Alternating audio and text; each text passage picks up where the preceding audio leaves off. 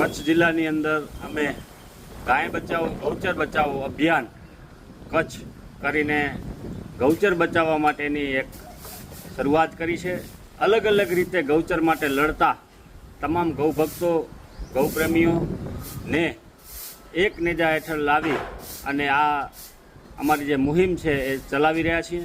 અનેક વખત જિલ્લા કલેક્ટર શ્રી, જિલ્લા વિકાસ અધિકારી શ્રી અને મહેસૂલ ખાતાને રજૂઆતો છતાં આજ દિવસ સુધી ગૌચરના જે પડતર પ્રશ્નો છે કચ્છ જિલ્લાની અંદર ઘણી બધી ગ્રામ પંચાયતો પાસે આની કોઈ માહિતી જ નથી. ગૌચર ક્યાં આવેલી છે એ પણ એમને ખ્યાલ નથી. એટલે આ તમામની માપણી કરી અને ગ્રામ પંચાયતોને સોપરદ કરી ગૌચર જમીન પાછી પશુધન પ્રમાણે આપવામાં આવે અને ગૌ અભયારણ્યો બનાવવામાં આવે એવી માંગણી સાથે ગૌચર ગાય બચાવો ગૌચર બચાવો અભિયાન શરૂ કરવામાં આવ્યું છે.